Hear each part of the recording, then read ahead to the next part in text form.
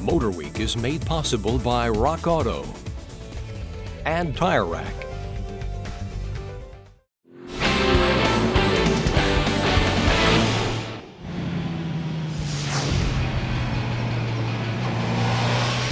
Honda is indeed in the adventure bike game big time, with not just one or two offerings, but 4 different adventure-style bikes for the choosing. The biggest of which is this VFR 1200X.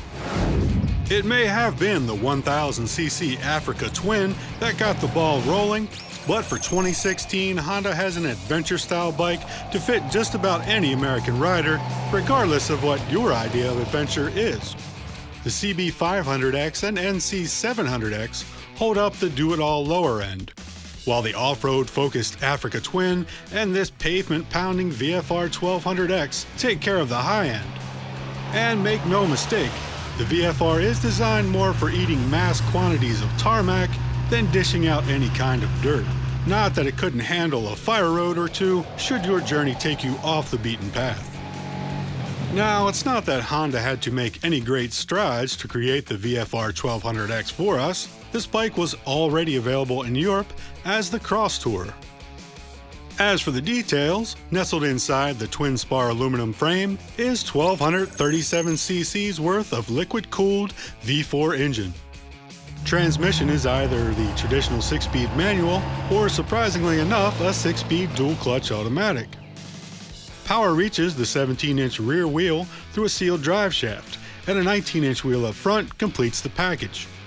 It's held on with a beefy-looking inverted KYB 43mm fork, while in back, suspension duties for the single-sided swing arm are held up by a KYB shock with remote adjustment for preload. Seat height at 33.5 inches is at the lower end of the segment, and comfort is good with a wide shape and plenty of padding. Spending time in that seat reveals a very stable and willing platform for running out the full 5.7 gallons in the tank before stopping. Power comes on in waves in just about any gear, whether you're fully ready for it or not. High-speed adventures are not a problem here whatsoever. Of course, any bike that claims to have adventurous intentions is compared to the BMW GS, and the VFR 1200X feels a little heavier and the suspension is clearly not as advanced as the BMW. I'm not necessarily against the idea of the dual-clutch transmission, but this manual, with perfectly spaced gears and light clutch, works so well I don't really see a need for it. Honda's selectable torque control traction system is standard. There are 3 levels of intervention, or it can be easily switched off. Instrumentation is fully digital, and there is plenty of information available without having to cycle through menus to get to it. The standard windscreen offers 3 inches of adjustment, easily done with one hand. Handguards offer protection from stray tree branches or, more realistically, just from the wind on chilly mornings.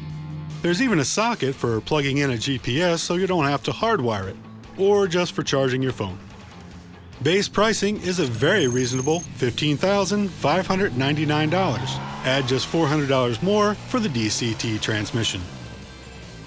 It remains to be seen how much time is left before America's adventure bike obsession gives way to the next fad.